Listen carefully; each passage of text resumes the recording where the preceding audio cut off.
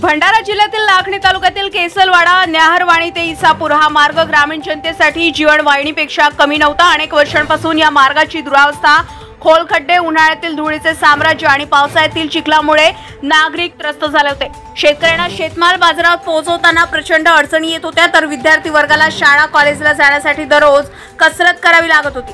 व्यापारी व प्रवासी वर्गालाही याचा मोठा फटका बसत होता। गावकऱ्यांनी अनेकदा जिल्हा परिषद आणि स्थानिक प्रशासनाचे लक्ष वेधले, आंदोलने केली, पण प्रत्यक्षात काहीच हालचाल होत नव्हती।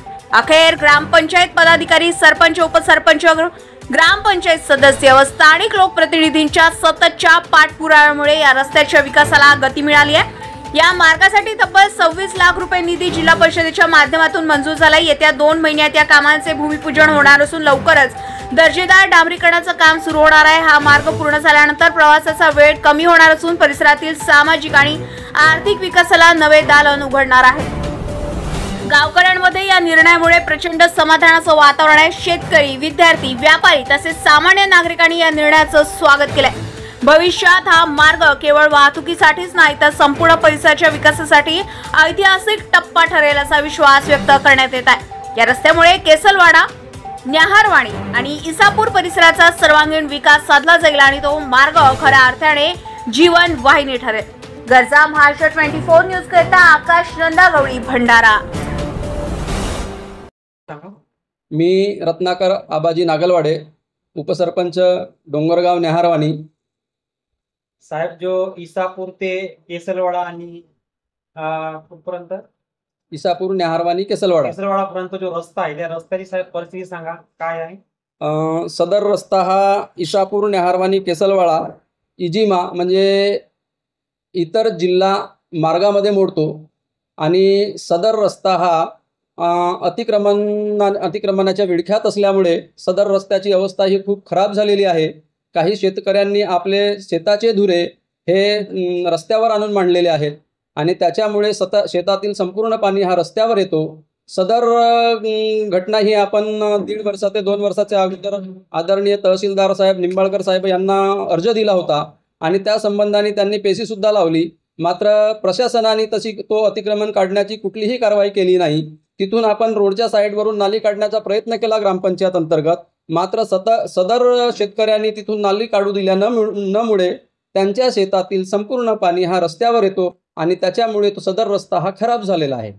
साहेब, जो हा रस्ता आहे, ह्या रस्त्याचे म्हणजे पुनश्च दुरुस्तीकरण हा म्हणजे कधी होऊ शकतो तुमच्या मते? सदर रस्ता हा विशेष बजेटमधून मंजूर झालेला आहे।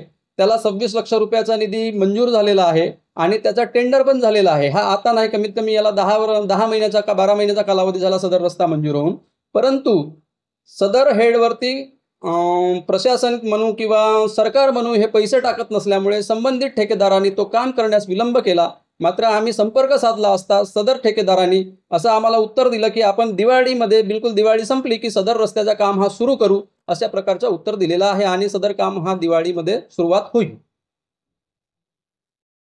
मी आदिनाथ महादेवजी चारमोडे या गावचा एक नागरिक आहे।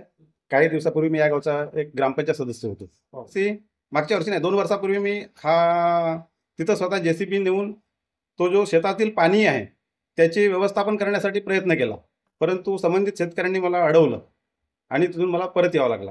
त्यामुळे लोकांना तर त्रास होतोच, तिथं रस्ता कितीही बनवला तिथं एकतर सिमेंट रोडची आवश्यकता आहे, डांबरीकरणाचा आज उद्या चांगलाही बनवतील, कितीही चांगला बनला तरी तो पाणी जर आला तर त्या रोडची अवस्था तशीच होणार आहे।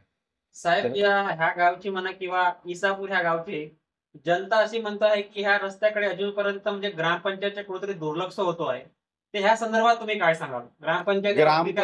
ग्रामपंचायतनं लक्ष केल्यामुळेच यापूर्वी सुद्धा 10 लाखाचे की 12 लाखाचं काम तिथं झालं आहे। परत 26 लाखाचं काम मंजूर आहे तसे ग्रामपंचायत सांगत आहे। दुर्लक्ष जर असतं तर काम मंजूर झाली असते का? ग्रामपंचायत लक्ष करते, वारंवार लक्ष करते, परंतु त्यामध्ये जर तो संबंधित शेतकरी जर अडवणूक करत असेल तर ग्रामपंचायतने कोणाकोणाशी झगडा करायचे? कारण तिथे एक शेतकरी नाही आहे, 3-4 शेतकऱ्यांचा संबंध येतो, हितसंबंध येतो। त्यामुळे आणि त्या पाण्याचं व्यवस्थापन जोपर्यंत होणार नाही तोपर्यंत, आणि तिथं जर सिमेंट रोड जर झाला तर त्या पाण्याची व्यवस्थापन आपोआप होईल। ठीक आहे सर।